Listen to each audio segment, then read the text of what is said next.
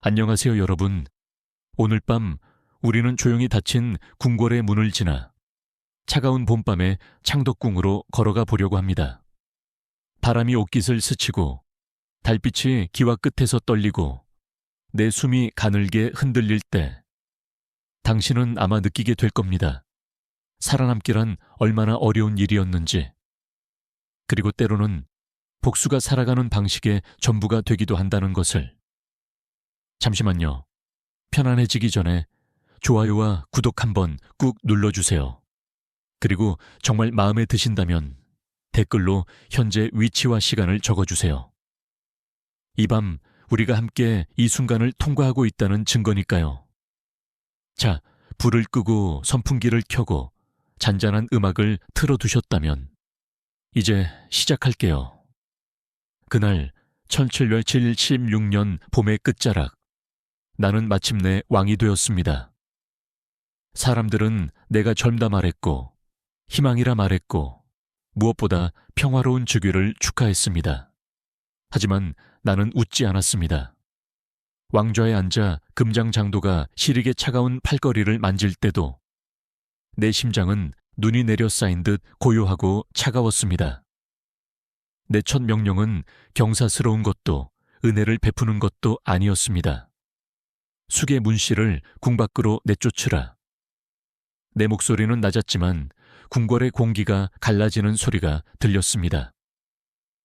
장막 뒤 복도에서 숨이 멎는 기척이 느껴졌고 궁녀들의 젖은 눈동자가 흔들렸습니다. 사람들은 알았습니다. 내가 이미 오래된 상처와 함께 왕이 되었다는 것을. 나는 복수를 원했다. 그렇게 사람들은 수군거렸습니다. 그러나 아니었습니다. 복수는 결과였을 뿐, 시작은 생존이었습니다. 권력은 따뜻한 담요가 아니죠. 오히려 얼음장에 누워 잠드는 것과 같았어요. 조금만 방심하면 천이 빠져나가 죽음과 구별되지 않는 상태에 이르게 되는 것. 그래서 나는 결심했습니다. 아버지를 옥죄었던 손을 끊어내고 내 삶을 되찾겠다고. 내 안에는 두 가지 감정이 공존했습니다. 서늘한 분노, 그리고 나도 모르게 솟구치는 쓸쓸함. 복수라는 단어는 그렇게 단순하지 않더군요. 사람들은 흔히 말합니다. 복수는 독이라고. 맞습니다. 하지만 독이 나를 살리는 순간도 있습니다. 고대 의사들은 독을 치료제로 쓰는 경우도 있었죠. 마치 나에게도 그 독이 필요했습니다. 상처를 버티고 살아남기 위한 약처럼. 문씨를 향한 내 명령이 떨어진 순간 세상은 정적에 잠겼습니다. 한때 만인의 시선과 부러움을 받던 여인이 이제는 누구도 감싸지 않는 존재가 되었습니다. 순간적으로 궁궐의 기둥과 창틀, 조용히 흔들리는 모란고칩까지 나를 지켜보는 듯했습니다. 역사는 간혹 참 이상합니다. 가장 화려했던 자리를 차지했던 이가 어느 날 가장 소리 없이 무너지는 법이니까요. 나는 깊게 숨을 들이마셨습니다. 그 숨 속에는 아버지의 뒤주, 울지 못했던 나, 그리고 차가운 궁궐의 밤이 있었습니다. 어떤 학자는 말했습니다. 복수는 기억의 집착이 아니라 생존의 몸부림이다. 맞습니다. 나는 살아남아야 했습니다. 그리고 그 시작은 그녀를 궁 밖으로 밀어내는 것이었습니다. 그녀를 내쫓으라는 명령이 떨어지던 순간 사람들은 속삭임조차 멈추었습니다. 그렇게 정적이 깃든 궁에서 나는 홀로 서 있었습니다. 하지만 사실 그 자리는 언제나 홀로 서야 하는 자리가 아니던가요? 왕좌라는 건 높은 곳이 아니라 단단하게 고립된 섬과도 같았습니다. 바깥에서는 함성이 들릴지 몰라도 안쪽은 고요하고 차갑습니다. 때로는 너무 조용해서 내 안에 오래된 울음이 다시 들려오는 것만 같았죠. 나는 내 마음속 오래된 문을 조심스레 밀었습니다. 그 문 너머에는 어린 내가 있었습니다. 아버지께서 뒤주 안에서 숨이 가라앉아 가던 그날 내 손은 너무 작았고 팔은 너무 약했습니다. 나는 울고 싶었지만 울지 못했습니다. 나의 울음은 금단이었고 나의 감정은 숨겨져야 했습니다. 궁궐에서는 눈물조차 정치였으니까요. 그때 느꼈던 감정은 단순한 슬픔이 아니었습니다. 그것은 절망에 가까운 고독이었습니다. 세상 모든 문이 닫히고 나를 향한 손길이 사라질 때 사람은 오직 자신의 호흡만을 듣게 됩니다. 숨 쉬지 마라. 들키지 마라. 살아남아라. 내 어린 가슴이 그렇게 명령하고 있었습니다. 마치 그 순간 생존이라는 낱말이 나의 유일한 진리가 된 듯했습니다. 궁궐에서 오래된 지혜가 하나 있습니다. 진짜 위험한 건 칼을 드는 자가 아니라 기다리는 자다. 문씨는 기다렸고 미소 지었고 마음을 흔들었습니다. 그리고 아버지는 흔들렸습니다. 나는 그 모든 과정을 지켜보며 배웠습니다. 사람의 마음이 무너질 때는 큰 외침이 아니라 작은 귓속말 하나에서 시작된다는 것을요. 한 번은 이런 이야기를 들었습니다. 중세 어느 지역에서는 고양이를 악령의 사자로 여겨 몰살했는데 결국 쥐가 들끓어 역병이 퍼졌다는 기록이 있었죠. 누군가를 미워해 없애는 순간 그 빈자리에 또 다른 그림자가 자란다는 말입니다. 나에게는 반대로 없애지 않으면 내가 무너질 그림자가 있었습니다. 그러니 나는 선택할 수밖에 없었습니다. 살기 위해, 기억하지 않기 위해, 울지 않기 위해. 복수라는 칼은 나를 다치게 했지만 동시에 나를 지탱하는 유일한 지팡이이기도 했습니다. 아이였던 나는 슬픔을 간직했지만 왕이 된 나는 슬픔을 칼날로 벼렸습니다. 궁궐의 밤은 길었습니다. 그리고 그 긴 어둠 속에서 나는 깨달았습니다. 나는 복수를 꿈꾼 것이 아니라 잃어버린 나를 되찾고 싶었던 것이다. 한 학자는 이렇게 말했습니다. 사람은 상처로 성장하고 복수로 균형을 찾는다.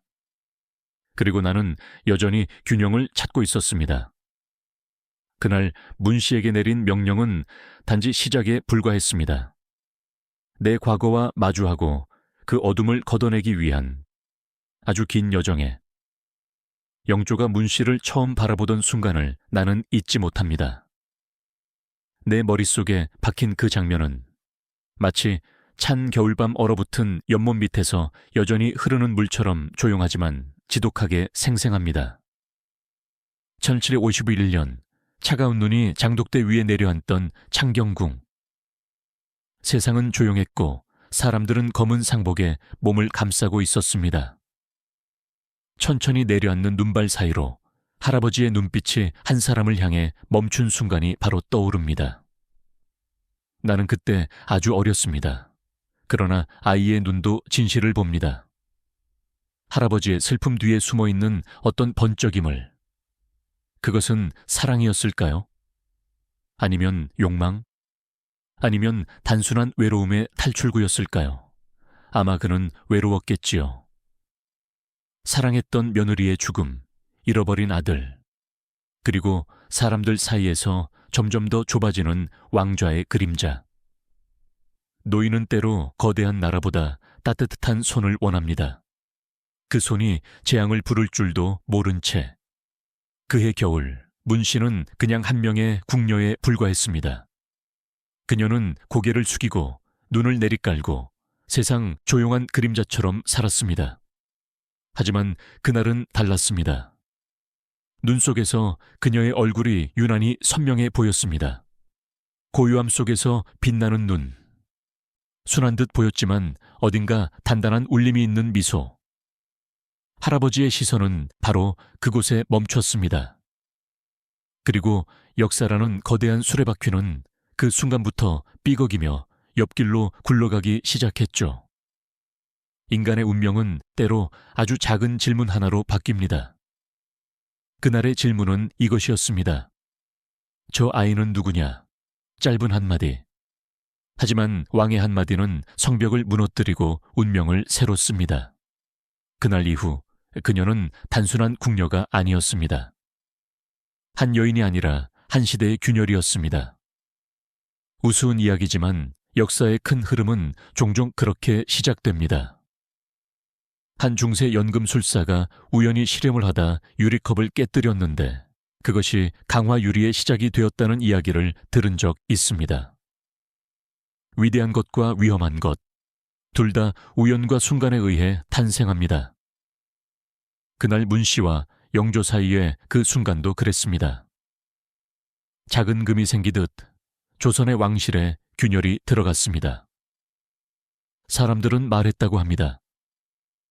왕이 며느리의 시녀를 들였다는 소문은 눈발보다 빠르게 퍼졌다고.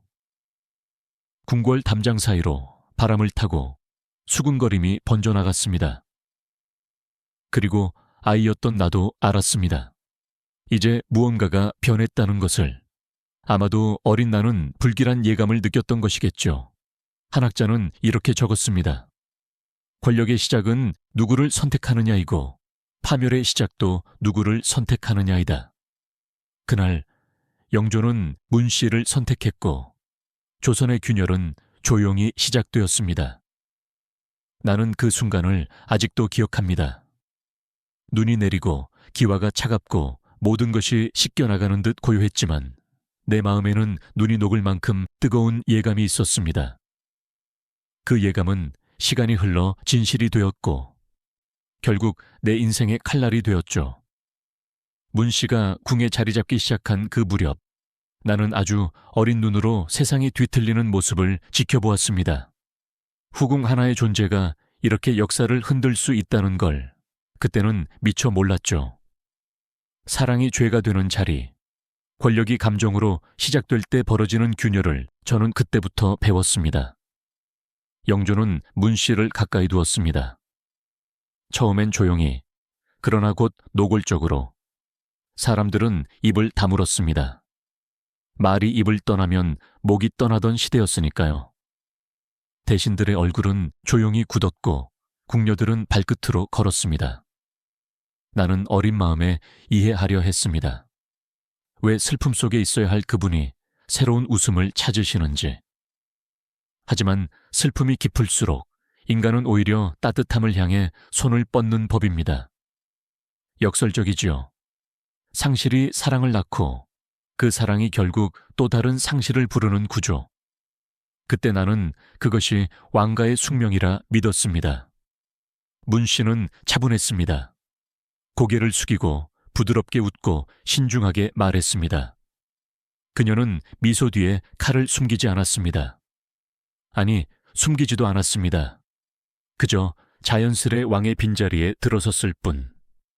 그러나 궁이란 곳은 빈자리가 생기면 누군가 채우게 되어 있고 그 자리를 채운 자는 곧 숙적을 만나는 법입니다. 현빈 조 씨가 떠난 자리, 사도세자의 어머니가 지켜야 했던 자리, 그리고 언젠가 내 어머니가 설 자리. 그 틈은 너무 컸고 문 씨가 차지하기엔 너무 위험한 공간이었습니다. 한 번은 시중을 들던 나이든 상궁이 조심스럽게 속삭였던 기억이 납니다. 어린 제가 물었습니다. 사람은 왜 웃습니까? 그 상궁은 주름진 손으로 내 머리를 쓰다듬으며 말했죠. 웃는 사람을 믿지 마십시오. 전하, 웃음은 칼의 손잡이니까요. 그때는 무슨 뜻인지 몰랐습니다. 지금은 누구보다 잘 압니다. 궁에서 가장 무서운 것은 울음이 아니라 조용한 미소입니다. 역사에는 이런 말도 전해집니다. 고대 로마에서 황제는 매일 밤 침실에서 한 속삭임을 들었다고 합니다. 당신도 언젠가 죽습니다. 왕이라는 존재가 인간임을 잊지 않도록. 하지만 영조는 그 속삭임이 필요 없었습니다. 그는 이미 죽음과 고독을 너무 잘 알고 있었으니까요. 그런 왕의 마음에 문 씨가 들어왔고 그 문틈으로 위험이 스며들기 시작했습니다. 궁에서는 바람도 정보가 되어 흘러갑니다. 문 씨가 머무는 처소 주변에는 유난히 찬 기운이 스며들었던 기억이 납니다. 그녀는 눈에 보이지 않는 방식으로 사람을 움직였습니다. 정면으로 부딪히지 않고 고개를 숙이고 기다렸다가 가장 정확한 순간에 손을 대었습니다. 그것은 권력의 가장 오래된 형태였습니다. 힘보다는 영양, 명령보다는 시선, 그리고 칼날보다는 속삭임. 사랑은 죄가 아니지만 권력과 만나면 죄가 된다. 어떤 학자가 이렇게 말했습니다. 그 말처럼 문 씨의 존재는 사랑으로 시작해 권력으로 변했고 결국 죄가 되었습니다. 하지만 그 죄는 단지 그녀만의 것이었을까요? 아니었습니다. 그것은 우리가 모두 만든 그림자였습니다. 사랑을 허락하지 않는 궁, 외로움을 벌하는 왕권, 그리고 상처를 은혜로 포장하는 사람들. 나는 아직도 그 시절의 냄새를 기억합니다. 비단 옷에 묻은 향, 차가운 난간의 돌냄새, 그리고 왕좌 아래 고요히 흐르던 불안의 냄새. 그때는 몰랐습니다. 이 조용한 시작이 곧 내 삶과 나라를 뒤흔들 폭풍이 될 줄은. 할아버지의 시선이 문 씨에게 자리를 내어주던 날들, 나는 점점 아버지와 멀어지는 길 위에 서 있었습니다. 사람들은 자주 말하죠. 왕실의 정은 피로 이어져 있다고. 하지만 나는 그때 배웠습니다. 피보다 강한 것이 있습니다. 의심입니다. 그리고 의심은 사랑을 잠식하고 결국 가족을 무너뜨립니다. 어린 나는 매일같이 동궁에서 아버지를 바라보았습니다. 세자는 강했지만 외로웠고 엄격했지만 그 속에 떨림이 있었습니다. 그리고 그 떨림을 문 씨는 기가 막히게 파고들었습니다. 아버지는 자주 불안해했습니다. 그 눈빛 속에는 보이지 않는 적과 싸우는 장수가 있었습니다. 때로는 말없이 책장을 넘기고, 때로는 술잔을 내려놓지 못하고, 때는 겨울 새벽 공터처럼 고독했습니다. 나는 가까이가 말을 걸고 싶었습니다. 아버지, 제가 있습니다. 그러나 그 입술은 떼지지 않았습니다. 나는 그분에게 다가갈수록 오히려 멀어지는 기분이었죠. 궁에는 오래된 속담이 있습니다. 가까운 일을 의심하면 나라는 흔들리고 먼 일을 믿으면 가문이 무너진다. 영조는 먼 일을 믿었습니다. 문씨 남매를, 그리고 가까운 일을 의심했습니다. 자신의 아들을. 그때마다 나는 어린 마음으로 질문했습니다. 왜 어른들은 사랑하는 사람에게 가장 잔인할까? 역사책에도 비슷한 이야기가 있더군요. 중국 한나라의 무제는 아들이 역모했다 믿고 스스로 목숨을 끊게 만들었다는 기록이 있습니다. 권력 앞에서는 사랑도 부자도 피도 무력하기 마련입니다. 나는 종종 동궁의 작은 마루 끝에 앉았습니다. 그곳에서 바람이 지나갈 때 나는 바람 속에서 아버지의 한숨을 들었습니다. 때로는 그 한숨이 춥고 때로는 뜨겁고 가끔은 보이지 않는 칼처럼 마음을 베었죠. 그리고 그 칼날 끝에는 항상 문씨가 있었습니다. 내 눈에도 보였습니다. 그녀의 조용한 미소가 아버지와 할아버지 사이에 금을 긋고 있다는 사실이. 한 번은 아버지가 멀리 바라보던 창밖의 감나무 아래에서 물끄러미 서 있던 내 모습을 기억합니다. 아버지는 말했습니다. 산다는 건 견디는 것이다. 나는 그 말이 너무 무거워 숨을 못 쉬는 것 같았습니다. 겨우 10살 남짓한 아이에게 건네기엔 너무 날카로운 문장이었죠. 그러나 지금 생각하면 그 말 속에 아버지의 고뇌가 담겨 있었습니다. 그분 또한 견디고 있었던 겁니다. 문 씨의 그림자, 궁중의 속삭임, 아버지를 향한 차가운 시선들. 어떤 학자는 이렇게 말했습니다.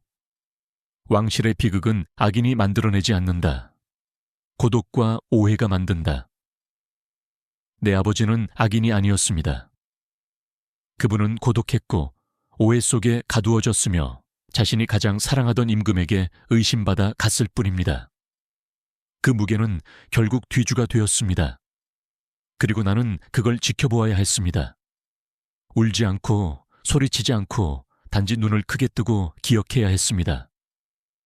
기억은 언젠가 칼이 되니까요. 아버지를 잃어가던 그 시절, 나는 이미 왕좌보다 더 무거운 짐을 짊어진 채 어른이 되어가고 있었습니다. 그때는 몰랐습니다. 사람을 잃는다는 것이 나라를 잃는 것만큼이나 고통스럽다는 사실을, 그리고 사랑이 부서지는 소리가 전쟁의 북소리만큼이나 크게 들린다는 것을. 동궁의 문틈으로 바람이 스며들던 밤들, 나는 아버지의 어깨가 조금씩 기울어지는 모습을 지켜보았습니다. 사람들은 세자를 두고 천재라 말했습니다. 그를 사랑했고 예수를 아꼈고 사람을 보듬으려 했던 분. 하지만 궁은 그런 사람을 두려워합니다. 따뜻함은 차가운 권력을 자극하고 인간다움은 기성 질서를 흔듭니다. 그래서였을까요? 어느 날부터인가 사람들은 조용히 눈을 돌리고 발걸음은 가벼워졌으며 아버지 곁에서 속삭이는 소리 대신 멀어져가는 숨결만 들렸습니다. 나는 알았습니다. 궁궐은 원래 그런 곳이라는 걸. 지지 않는 꽃은 꺾이고 웃는 이는 시기받고 강한 빛은 바로 가려진다는 것. 문 씨의 오빠 문성국이 그 중심에 있었습니다. 그는 법도 아닌 감정이 만든 권력을 손에 쥐었습니다. 낮에는 조용히 몸을 낮추고 밤이면 동궁 근처를 배회하며 동선을 기록했습니다. 누가 들고 나는지, 어떤 말이 오갔는지, 어느 날은 세자의 방에서 촛불이 얼마나 오래 타올랐는지 조차 말이죠. 궁중 별감들과 눈짓을 주고받고 비밀스런 속삭임을 통해 아버지의 모든 행동이 문 씨의 손을 거쳐 왕의 귀로 들어갔습니다. 나는 그들의 눈빛을 기억합니다. 겉으로는 예를 차렸지만 그 속에는 우리는 보고 있다 라는 차가운 느낌이 있었습니다. 아이인 나도 그 감시의 무게가 느껴질 만큼 궁중에 오래된 지혜가 있습니다. 칼보다 시선이 먼저 사람을 죽인다. 아버지는 칼에게 죽지 않았습니다. 시선에게 죽은 것이었습니다. 의심이라는 투명한 칼날이 하루하루 조용히, 하지만 너무나 정확하게 목을 조여갔습니다. 가끔은 허무한 생각도 들었습니다. 이곳이 정말 나라의 중심인가? 아니면 세상에서 가장 조용한 감옥인가? 웃지 못하는 감옥, 숨이 들키는 감옥, 심장이 뛰는 것조차 조종당하는 감옥. 그 시절 나는 작은 오동나무 상자를 가지고 있었는데 그 안에 꾹꾹 접힌 작은 종이들이 가득했습니다. 거기에는 어린 내가 쓴 문장들이 있었죠. 아버지를 지키겠다. 나는 강해지겠다. 무서워도 울지 않겠다. 아이의 다짐이란 얼마나 순수하고 동시에 슬픈가요? 그 종이들을 펼칠 때마다 세상 모든 바람이 내 가슴으로 들어오는 듯 했습니다. 한 번은 사관이 지나가며 중얼거린 말을 들었습니다. 권력의 무게는 의심의 무게보다 가볍다. 그 말이 내 가슴에 박혔습니다. 왕이 아무리 많은 힘을 가져도 한 번 마음에 뿌린 의심은 걷어낼 수 없습니다. 그런 의심이 아버지를 조금씩 허물고 있었습니다. 나는 매일 기도했습니다. 아버지가 외롭지 않기를. 하지만 나의 기도는 바람 속에서 흩어졌습니다. 그리고 바람은 늘 같은 대답을 가져왔죠. 기다려라. 언젠가 너도 이 길을 걷게 된다. 나는 아직 어린아이였지만 그날부터 알았습니다. 권력과 생존은 같은 얼굴을 가졌다는 것을. 그리고 아버지의 고통은 곧 내 미래의 그림자라는 것을. 그 시절 궁에는 이상한 사건들이 이어졌습니다. 어느 날 밤 창경궁 낙선당에서 불길이 치솟았습니다. 어둠을 찢으며 번쩍이는 불빛, 허둥대는 신하들, 그리고 멀리서 바라보던 나의 어린 눈. 불은 금세 잡혔지만 진짜 불길은 그때부터였습니다. 문성국이 곧장 왕 앞에 무릎을 꿇고 고했습니다. 세자가 경계를 게을리해 불이 일어났습니다. 그 한마디에 서늘한 침묵이 내려앉았죠. 아버지의 입술은 떨렸고 눈은 붉어졌습니다. 억울함은 때로 울음보다 큰 침묵을 만듭니다. 아버지는 반박하지 못했습니다. 권력 앞에서 침묵을 선택한 것이 아니라 의심 앞에서 아무 말도 할 수 없었기 때문이었죠. 그리고 그날 이후 아버지의 눈동자에서 불빛이 사라졌습니다. 마치 누군가 그의 가슴 안에 숯덩이를 넣고 물 한 방울도 주지 않은 듯 했습니다. 궁궐의 오래된 비유가 떠오릅니다. 사람의 마음에 불이 나면 바람 대신 속삭임이 타오른다. 불은 건물을 태우지 않았습니다. 그 불은 사람의 믿음을 태웠습니다. 줄기차게 이어지던 아버지의 자존심, 확신, 자신감. 그 모든 것이 잿빛이 되어 나와 함께 서 있었습니다. 나는 어린 눈으로 세상을 보았지만 이미 세상 깊은 곳을 알고 있었습니다. 궁에서 일어나는 일은 우연이 아니라 뜻이고 뜻은 곧 누군가의 계산이라는 것을. 문씨 남매는 움직이지 않았습니다. 그저 불만큼 뜨거운 시선으로 주변을 지켜보고 있었죠. 손을 더럽히지 않는 자가 가장 위험합니다. 한 번은 내 스승이 아무도 듣지 않는 듯 조용히 말했습니다. 황제의 시대에도 불은 있었고 죄는 늘 가장 약한 자에게 씌워졌다. 그때 알았습니다. 궁궐의 불은 불이 아니었습니다. 판결이었습니다. 아버지는 점점 말이 줄었습니다. 새벽마다 혼자 걸었고 저녁이면 그림자를 바라보았습니다. 그리고 어느 날 나는 우물가에서 떨며 서 있는 아버지를 보았습니다. 그는 물을 내려다보며 물 아래에 있는 또 다른 자신을 바라보고 있었습니다. 그리고 아주 가만히 속삭였죠. 나는 누구인가? 그 말이 바람에 섞여 사라질 때 나는 울고 싶었습니다. 하지만 울지 않았습니다. 울면 사람들이 알 것입니다. 새 손이 두려움을 배웠다는 것을. 이상하게도 그 시절 나는 새까만 까마귀를 자주 봤습니다. 까마귀는 인간이 죽은 자리를 기억하고 다시 찾아온다고 하더군요. 그 새들은 마치 미래를 알고 있는 듯 조용히 지붕 위에 앉아 있었습니다. 그들의 울음이 들릴 때마다 나는 마음이 시렸습니다. 그리고 한 학자의 문장을 떠올립니다. 비극은 어느 날 갑자기 오지 않는다. 소문과 침묵과 눈빛으로 천천히 문을 연다. 그 문이 그 밤 불빛과 함께 열리고 있었습니다. 나는 느꼈습니다. 곧 이 궁은 숨을 참아야 할 날을 맞이할 것이라는 걸. 그리고 그 고요한 숨막힘 속에서 역사가 흐르기 시작할 것이라는 걸. 아버지는 흔들리고 있었고 나는 아직 아무것도 할 수 없는 아이였습니다. 하지만 그날 저는 마음속으로 말했습니다. 기억하겠다. 언젠가 이 모든 것을 바로잡겠다. 그 결심의 작은 불씨가 후일 왕좌 위에서 가장 뜨거운 불꽃이 될 줄은 그때는 몰랐습니다. 뒤주. 그 하나의 단어는 이제도 내 가슴에서 돌처럼 무겁게 내려앉습니다. 사람들은 종종 극적인 순간만을 기억하지요. 왕이 명을 내리고 뒤주의 문이 닫히고 비명과 침묵이 섞인 여름의 열기. 그러나 나는 그 전에 존재했던 수많은 조각을 기억합니다. 작은 상처들, 눌린 속삭임, 눈을 피하던 시선들. 비극은 천천히 익습니다. 마치 오래된 집더미 속 불씨처럼. 그날 그것이 폭발했을 뿐입니다. 아버지를 뒤주에 가두라는 명령이 떨어졌을 때 나는 믿지 못했습니다. 어린 나는 궁의 한쪽 복도에서 발을 떼지 못한 채 서 있었습니다. 그때의 나는 소리를 질러야 했습니다. 울부짖고 매달리고 세상을 뒤집어야 했습니다. 하지만 나는 아무것도 하지 못했습니다. 왜냐하면 그 순간 나 역시 세상의 시선을 알고 있었기 때문입니다. 모두가 지켜보고 있었죠. 새 손이 어떻게 반응하는가.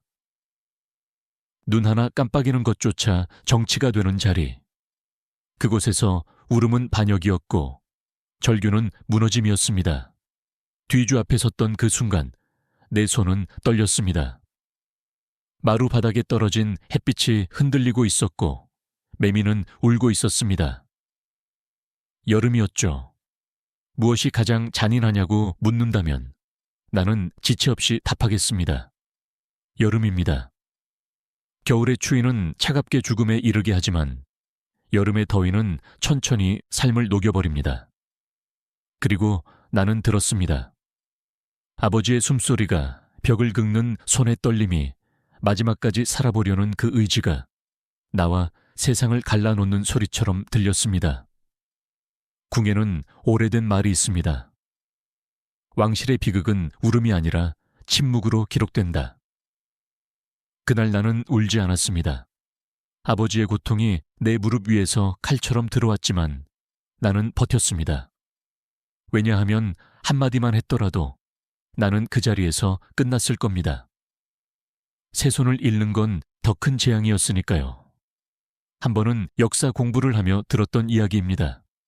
고대 그리스에서는 왕이 슬픔을 보이면 백성이 무너지고 백성이 무너지면 나라가 흔들렸다고 합니다.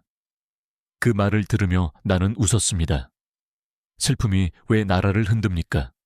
하지만 이제 압니다. 감정은 권력의 금이자 균열이니까요. 아이였던 나는 그렇게 성인이 되었습니다. 눈물 대신 기억을 품고 울음 대신 결의를 삼키며 그리고 그날 밤 나는 세상에서 가장 조용한 기도를 했습니다. 아버지, 제가 살아남겠습니다.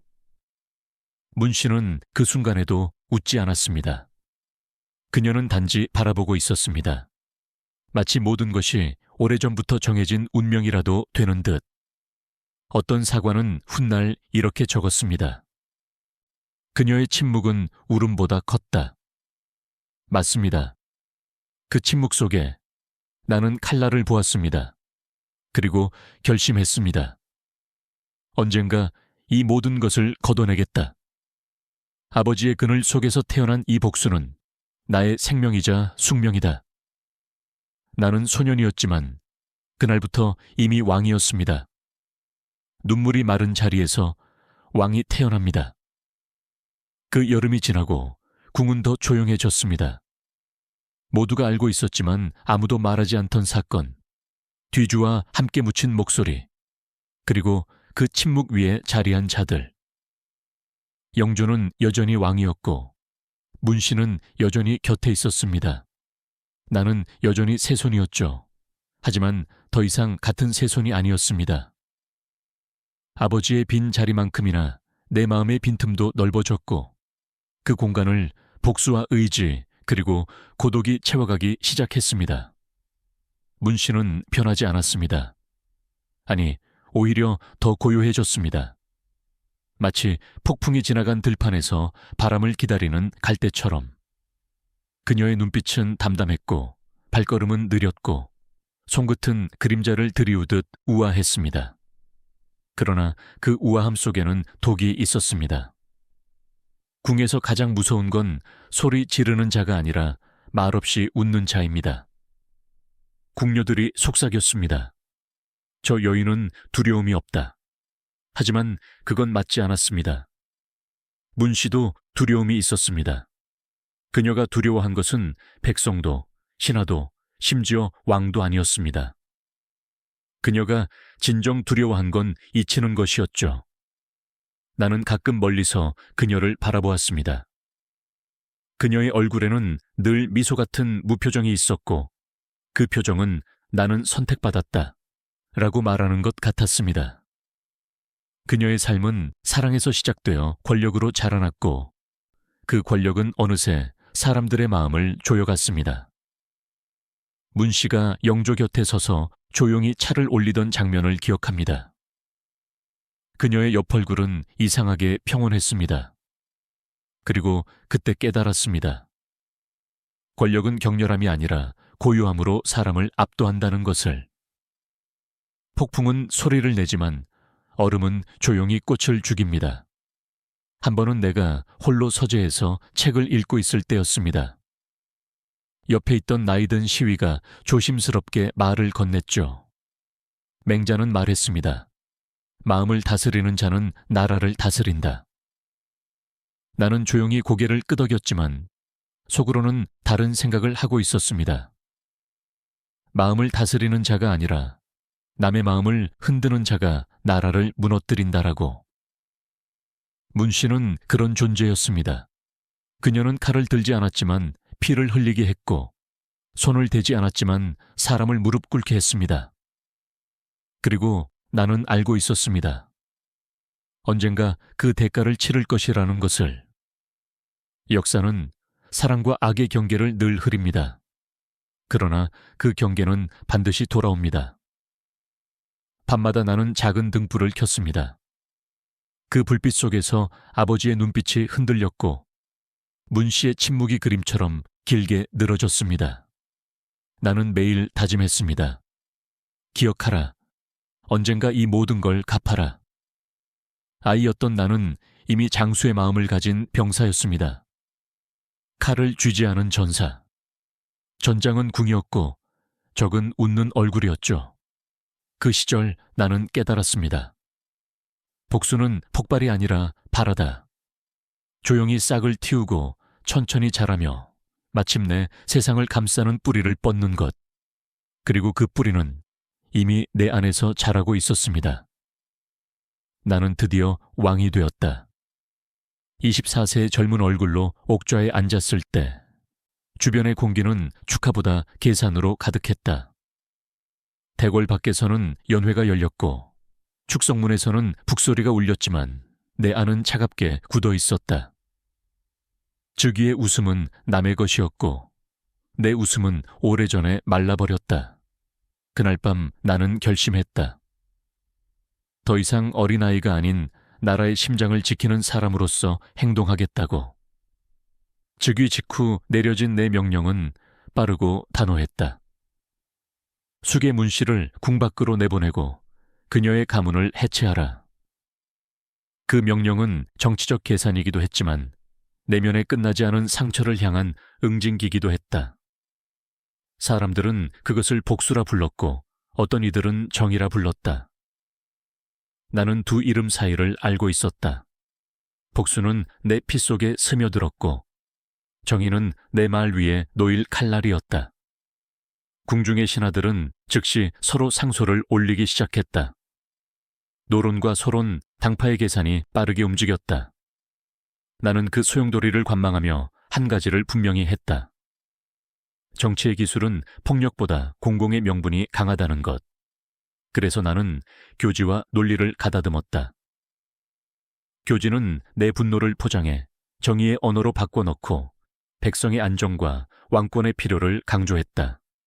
사람들은 말했습니다. 왕이 현명하게 국론을 수습한다고.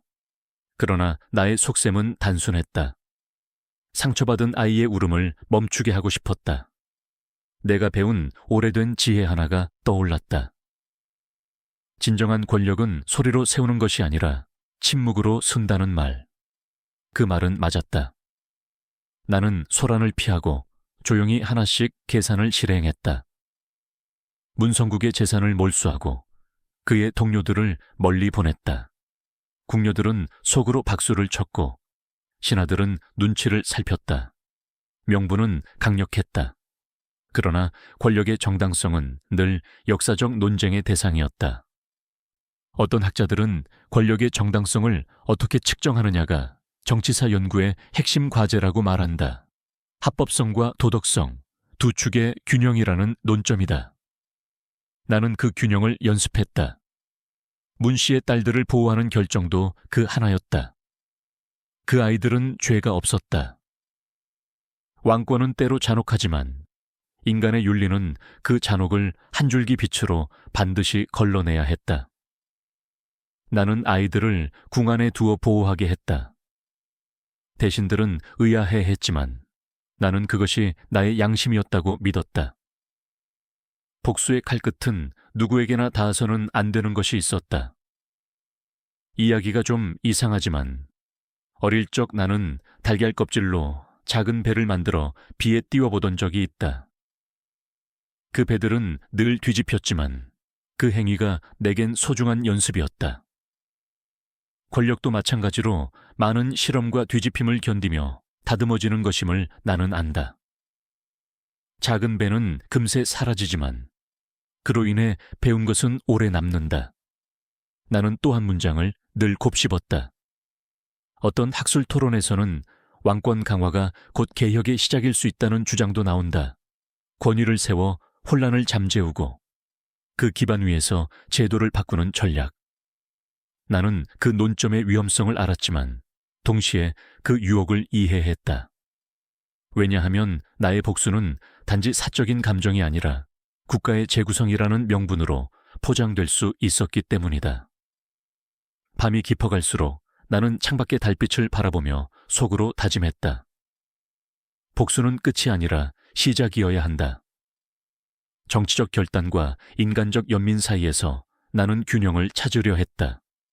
그리고 그 균형은 생각보다 더 많은 희생을 요구할 줄은 몰랐다. 문씨 일가가 무너지는 광경은 놀랍도록 조용했습니다. 처벌은 번개처럼 빠르게 진행되었지만 그것이 불러온 잔향은 깊고 오래 남았습니다. 문성국은 노비로 전락했고 그의 재산은 왕명에 따라 몰수되었습니다.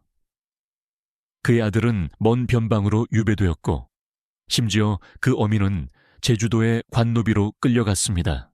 한때 권력을 휘두르던 자들이 하나둘씩 이름을 잃어가는 과정은 마치 가을바람에 애써 매달려 있던 가리피 떨어져 나가는 것처럼 너무도 담담하게 진행되었습니다. 나의 결정은 냉엄했고 신하들은 이를 지지했습니다.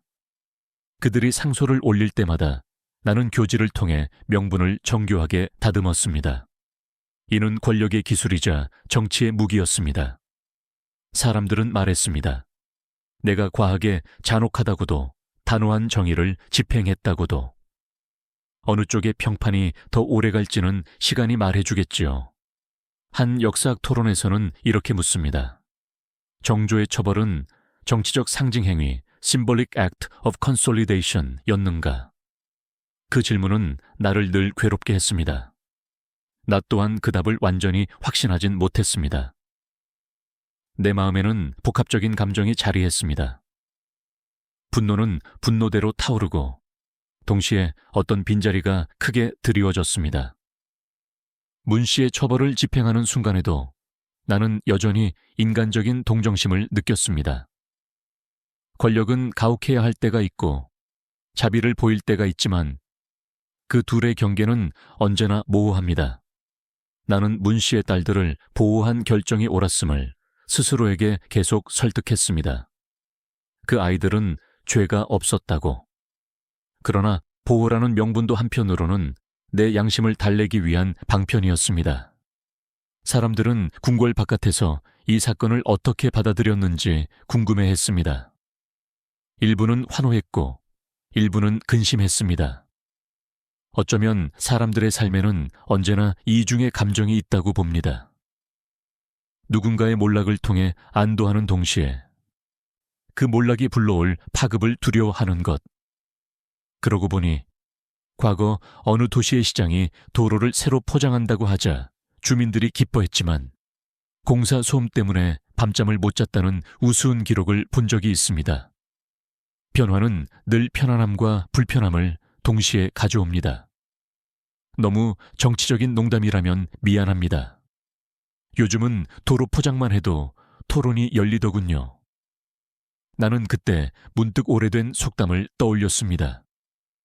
뿌리째 뽑지 않으면 잡초는 다시 자란다. 그 속담은 표면적으로는 단호함을 찬양하지만 또한 경고를 담고 있습니다.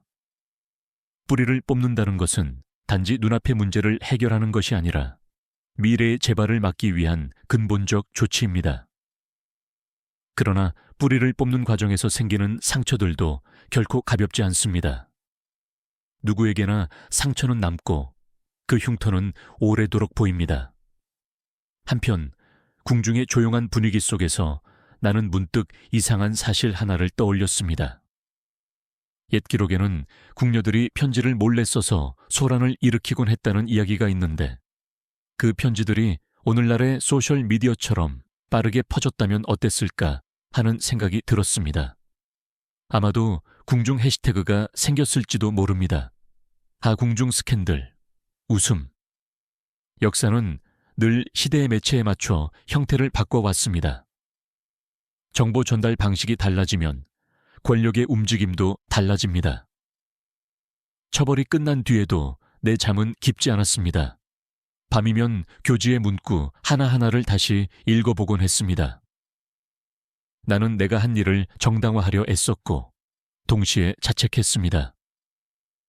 권력의 정당성에 대한 논쟁은 계속되겠지만 내게 남은 것은 행동과 그로 인한 결과뿐이었습니다. 누군가는 이를 정조의 결단이라 부르고 또 다른 누군가는 정조의 비극적 선택이라 부를 것입니다.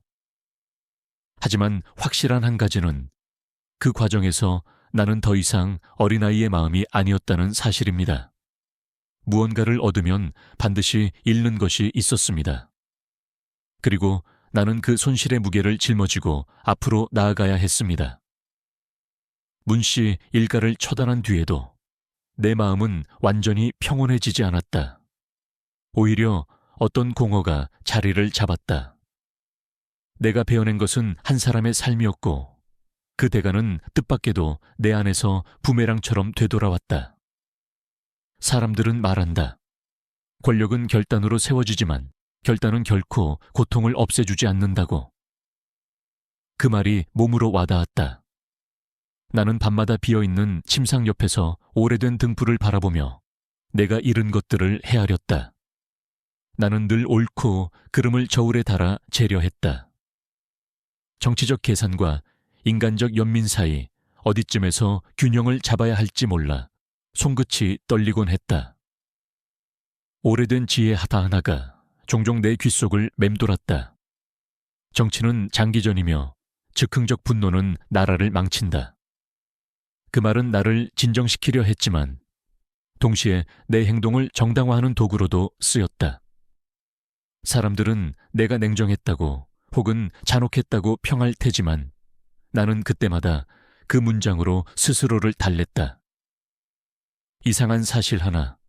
중세의 어느 도시에서는 밤의 길목에 등을 달아두지 않으면 도둑보다 더 무서운 돌연한 소음 때문에 사람들이 잠에서 깨는 일이 잦았다.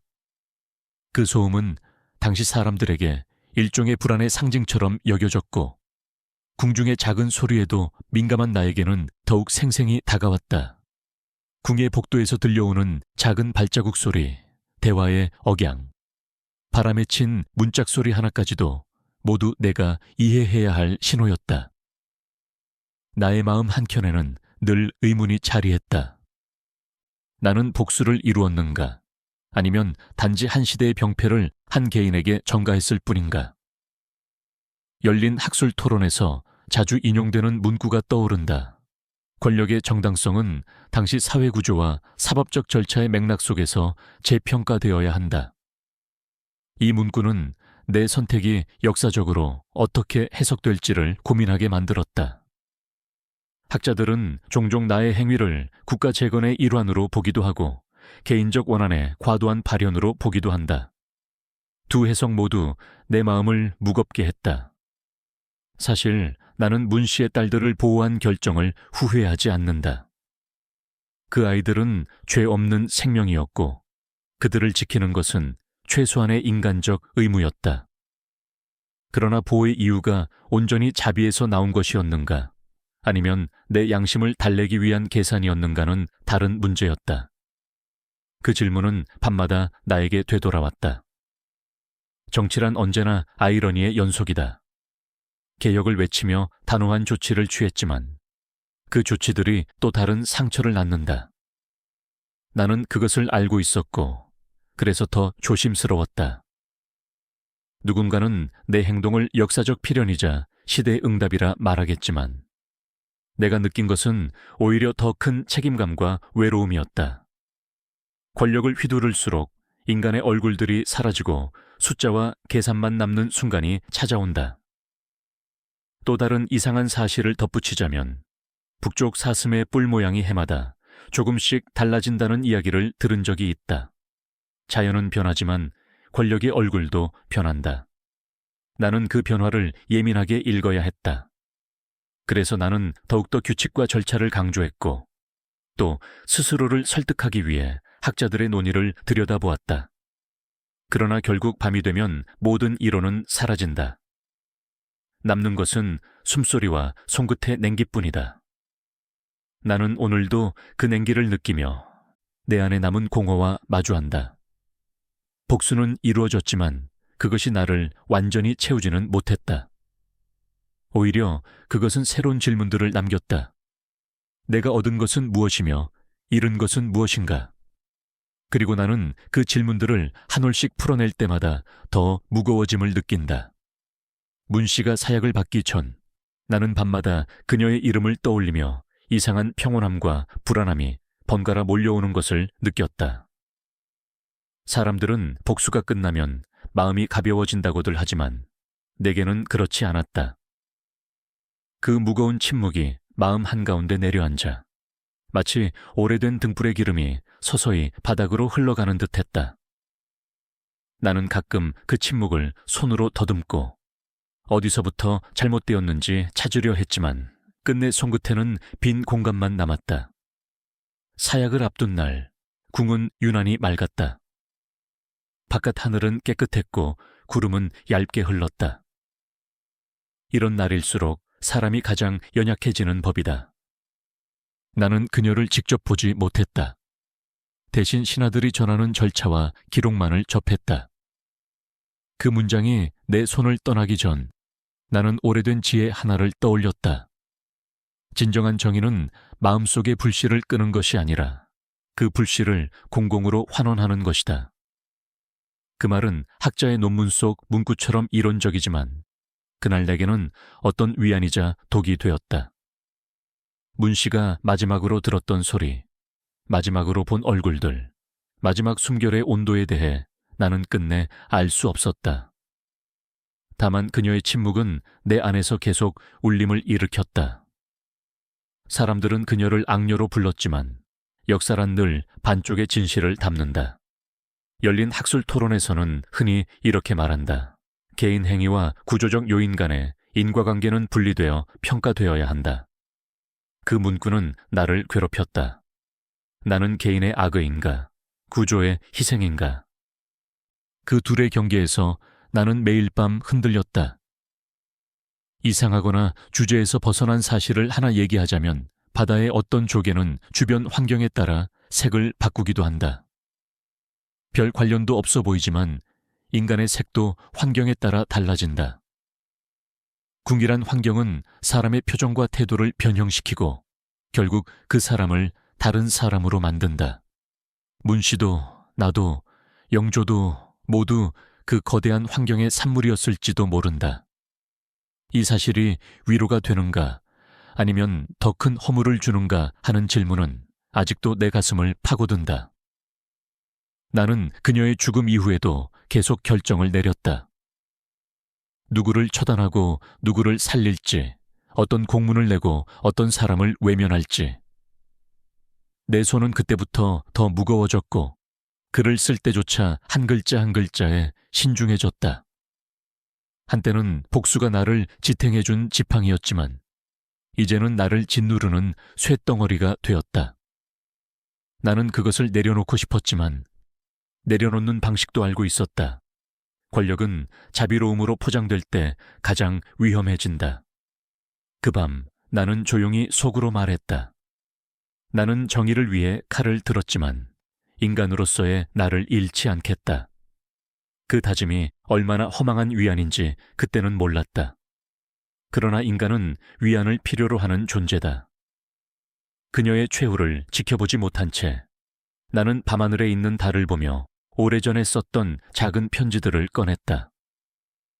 아이의 글씨로 적힌 아버지를 지키겠다라는 문장이 가늘게 빛나며 내가 왜 이 길을 걷는지 다시금 일깨워 주었다. 슬픔의 끝에서 복수는 뜻밖의 동반자를 데려옵니다. 그 동반자는 이름이 없고 모양도 없이 단지 공허와 함께 다가옵니다. 내가 문 씨의 최후를 지켜본 뒤로 가장 자주 찾아온 것은 바로 그 공허였습니다. 낮에는 공문서와 집행 기록을 검토하고 밤에는 오래된 등불 하나를 켜놓고 그 공허를 마주했습니다. 사람들은 나를 강하다고 말했지만 강함 뒤에 숨어있는 허무는 누구에게나 찾아옵니다. 나는 요즘 자주 오래된 격언을 떠올립니다. 왕의 결단은 칼날과 같지만 그것을 쥔 손은 언제나 떨린다는 말입니다. 이 격언은 단순한 수사가 아니라 실제로 내 심장에 박힌 진실이 되었습니다. 권력을 사용하는 순간 그 권력은 내 안의 어떤 부분을 잘라내고 그 자리에 새로운 상처를 남깁니다. 나는 자주 그 상처를 들여다보며 내가 누구인지, 무엇을 위해 싸웠는지를 묻습니다. 어쩌면 이상한 사실일지 모르지만 바다의 문어는 세 개의 심장을 가지고 있습니다. 그것을 생각하면 인간의 마음도 여러 갈래로 나뉘어 있다는 느낌이 듭니다. 한 심장은 분노를, 다른 심장은 의무를, 또 다른 심장은 연민을 품고 있죠. 나는 그 세 개의 심장을 번갈아 움직이며 살아가는 사람처럼 느껴졌습니다. 가끔은 농담 삼아 말합니다. 왕도 문어처럼 심장을 더 사야 하는 것 아니냐고. 청중들이 웃을 때 나는 잠깐 숨을 돌립니다. 웃음은 때로 한밤에 칼날을 무뎌주는 연고 같은 역할을 합니다. 정치와 개인의 윤리에 대한 학술 토론에서 자주 등장하는 문구가 있습니다. 구조적 요인과 개인 행위의 상호작용을 분리하여 평가해야 한다는 주장입니다. 나는 이 문구를 곱씹으며 스스로를 분석하려 했습니다. 내가 내린 결정들이 정말로 체계적 부패를 바로잡기 위한 구조적 개혁의 일환이었는가, 아니면 어린 시절의 개인적 상처가 불러온 폭발에 불과했는가? 그 질문은 자꾸만 나를 괴롭혔습니다. 학자들은 토론을 통해 결론을 내리려 하지만 나는 매일 새벽 자신의 심장 속에서 그 해답을 찾으려 애썼습니다. 내가 사람들에게 가끔 건네는 농담 가운데 하나는 이렇습니다. 왕이 되려면 우선 웃음 포인트를 잃어야 한다고. 웃음이 많으면 음모에 취약해진다고 농담으로 말하지만 그 말엔 슬픈 진실도 섞여 있습니다. 웃음을 잃어가는 과정은 한편으로는 성숙이지만 다른 편으로는 인간성을 잃어가는 과정이기도 합니다. 나는 웃음을 지키려 애썼지만 많은 때 그것이 권력의 무게에 눌려 사라진다는 것을 알게 되었습니다. 밤의 공기는 여전히 차갑고 궁의 복도는 여전히 긴 그림자를 드리웁니다. 나는 가끔 그 그림자 속을 걸으며 스스로에게 묻습니다. 복수를 완성함으로써 내가 얻은 것은 무엇인가? 권력의 공고함인가? 아니면 더 깊어진 고독인가? 답은 간단하지 않았습니다. 다만 한 가지는 분명합니다. 복수는 끝이 아니라 또 다른 시작이라는 사실. 그 시작은 나를 다시 사람으로 만들기도 혹은 더 깊은 구렁텅이로 끌고 가기도 합니다. 마지막으로 내 어린 시절의 단순한 다짐이 떠오릅니다. 아버지를 지키겠다는 그 문장. 시간이 흐르고 상황이 변했지만 그 다짐의 형태는 바뀌지 않았습니다. 다만 그 다짐이 이제는 아버지를 위한 것이 아니라 나라를 위한 것으로 포장되었을 뿐입니다. 그 포장은 때로 설득력이 있었고 때로는 위선처럼 느껴졌습니다. 나는 오늘도 그 위선과 진심 사이를 걸으며 스스로를 용서하려 노력합니다. 복수의 불꽃이 잦아들고 궁궐은 다시 조용해졌다. 문씨가 떠난 자리엔 공기가 가벼워져야 했지만 오히려 더 묵직한 침묵이 내려앉았다. 사람들은 속삭였다. 이제 조정은 깨끗해졌다고, 왕권은 더욱 견고해졌다고. 그러나 진실은 언제나 장막 뒤에 숨어 있다. 정치가 평온할 때 인간의 마음은 가장 크게 흔들린다. 나는 밤마다 붓을 들고 천천히 생각을 적었다. 내 글씨는 단단했고 마음은 흔들렸다. 우리 시대의 사관들은 훗날 쓰겠지. 정조는 아버지의 원한을 갚았다고, 왕권을 바로 세웠다고, 궁중의 독을 뿌리째 뽑았다고. 그 글을 읽는 후대는 아마 말할 것이다. 역시 강한 왕이었다. 하지만 그 글 속에는 적히지 않을 또 다른 이야기가 있다. 한 아이가 오랜 시간 울음을 삼켰다는 것. 그 아이가 자라 왕이 된 후에도 여전히 울음을 참았다는 것. 나는 지금도 기억한다. 어린 시절 동궁 뒤편 바람길에서 들리던 매미 울음. 삶이 뜨겁고 고달파도 계속 울던 작은 생명들. 그때 나는 배웠다. 고통이 계속된다고 해도 살아야 한다고. 그러나 또 한 가지 배운 게 있다. 울음이 멈춘 매미는 땅속에 잠든다는 것. 이상한 사실 하나를 들려주자면 북유럽의 어떤 섬에서는 조용함을 병으로 여긴 시기가 있었다고 한다. 어둠 속 침묵이 사람의 정신을 흔들기 때문이었다. 궁궐의 침묵도 그와 같다. 권력의 중심에 서면 세상이 오히려 소리가 사라진다. 그때부터 자신 안의 소리가 너무 크게 들려오기 시작한다. 열린 학술 토론에서는 종종 이런 문장이 나온다. 닿을 수 없는 권력은 결국 개인의 내면을 갉아먹는다. 나는 그 문장을 읽고 찢어버리고 싶기도 했고 책상 위에 두고 경계처럼 바라보기도 했다. 그 말이 너무 사실이기 때문이었다. 나는 왕이었지만 동시에 늘 나 자신과 싸우는 한 인간이었다. 문 씨의 이름은 이제 사라졌다. 사람들은 그녀를 요녀라 부르고 나는 역사의 균열을 봉했노라 칭송받는다. 허나 나만은 알고 있다. 그녀가 단순한 악이 아니었음을, 그 시대가 그녀를 만들었음을, 그리고 내 안의 분노도 결국 시대가 만든 것이었음을. 나는 아버지를 지키려 했으나 결국 그 기억에 갇혀버렸다. 나는 나라를 지키려 했으나 때로는 스스로를 잃었다. 서리가 내린 새벽, 나는 스스로에게 이렇게 속삭인다. 모든 복수는 결국 거울이다. 그 거울 속에서 가장 먼저 보이는 것은 내가 잃은 얼굴이다. 오늘도 궁궐에 바람이 분다. 기와 위로 스치는 소리는 조용하고 달빛 아래 그림자는 길게 늘어진다. 나는 천천히 눈을 감는다. 그리고 가장 조용한 목소리로 기도한다. 부디 언젠가는 내 안에서 울던 아이가 조용히 눈을 감고 쉴 수 있기를. 복수의 불이 꺼진 자리에 새로운 봄의 바람이 불어오기를. 나는 왕이다. 그러나 오늘 밤만큼은 아버지를 그리워하는 한 사람이다. 밤이 깊고 바람이 창을 스치는 이 순간, 저는 조용히 이야기를 덮습니다. 우리가 함께 걸었던 이 길은 피비린내, 나는 복수의 길이 아니라 상처를 안고 버티는 한 인간의 여정이었습니다. 사도세자의 비극은 단지 역사책에 적힌 사건이 아니라 한 아이의 가슴속 깊은 골짜기를 만든 순간이었습니다. 그리고 그 아이는 자라 왕이 되었지만 마음속 아이는 여전히 어둠 속에서 길을 찾고 있었습니다. 수계문 씨의 이름은 악녀로 남았고 저의 이름은 정의로운 복수자로 남습니다. 그러나 역사는 늘 두 가지 얼굴을 가집니다. 그녀가 정말 악녀였는지 아니면 시대의 희생자였는지 그 답을 쉽게 단정할 수는 없습니다. 모든 권력은 선택을 요구하며 모든 선택은 상처를 남깁니다. 저는 그 선택의 무게를 안고 잠들고 다시 깨어 왕으로 살아갑니다.